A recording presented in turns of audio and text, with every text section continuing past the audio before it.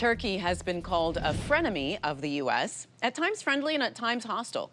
It's a NATO member and is located strategically on the Black Sea, but it seems to be on the fence with respect to Russia's war on Ukraine.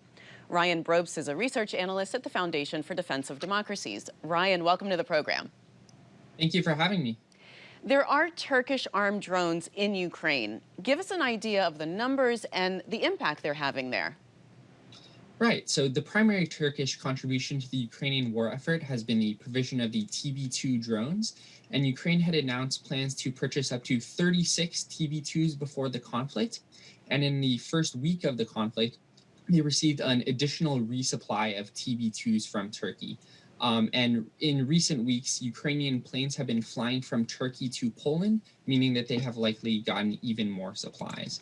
And with these drones, Ukraine can do a few things. So first of all, the drones can carry bombs and missiles, and they've been used to attack Russian tanks, air defense systems, and other vehicles, which was very important in the first few weeks of the war when Russia was attempting to quickly overthrow the Ukrainian government.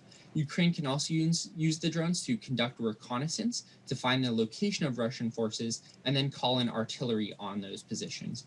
And these drones can stay airborne for many hours, allowing them to search for Russian troops throughout Ukraine.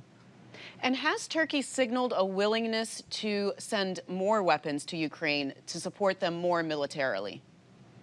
So they do seem to be willing to send additional supplies as those flights indicate. But as for sending sort of different systems like their S-400 or multiple rocket launchers, it doesn't seem like they're willing to take that step right now.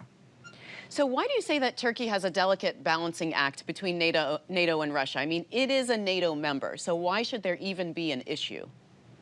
Right. So Turkey used to be a stalwart NATO member, but under Erdogan, it steadily drifted towards Russia, especially after the 2016 attempted coup. Um, and this has heavily affected Russian or Turkish arms imports and production. The most important incident was when Turkey purchased the S-400 advanced air defense system from Russia, and this led to Turkey being kicked out of the F-35 program. Additionally, there have been arms embargoes from the West related to the use of Turkish drones, which was why Turkey had such a close relationship with Ukraine in the first place, because they were using Ukrainian expertise to manufacture engines for many of their weapon systems. Well, as you said, the U.S. removed Turkey from the F-35 Joint Strike Fighter program. That was in 2019. What's the status of that now? So we are still at a diplomatic impasse. The line from the United States and our partners is that as long as Turkey retains the S-400 from Russia, they're not going to be a part of the F-35 program. And this is due to security concerns that Russia could obtain information about how to shoot down the F-35 through Turkey using the S-400. And until that issue is resolved, it's unlikely that Turkey will be added back into the F-35 program, and it's more likely that cooperation will be in other arms areas instead of the F-35. So, Ryan, what about sanctions against Russia? Has Turkey joined the U.S. and Europe in sanctioning Russia? So Turkey is not on board with the harsh sanctions that the kind of rest of NATO has placed on Russia. However, they're not exactly trying to help Russia evade these sanctions, which is kind of indicative of the balancing act in the relationship. So what does the U.S. government need to do to move Turkey more into that NATO camp? Right. So I think there's three main things that the United States government should be doing. First of all, it should be encouraging Turkey to send more arms to Ukraine. The Kargu 2 loitering munition that Turkey has would be a very nice complement to the Switchblade drones that the U.S. has sent in recent weeks.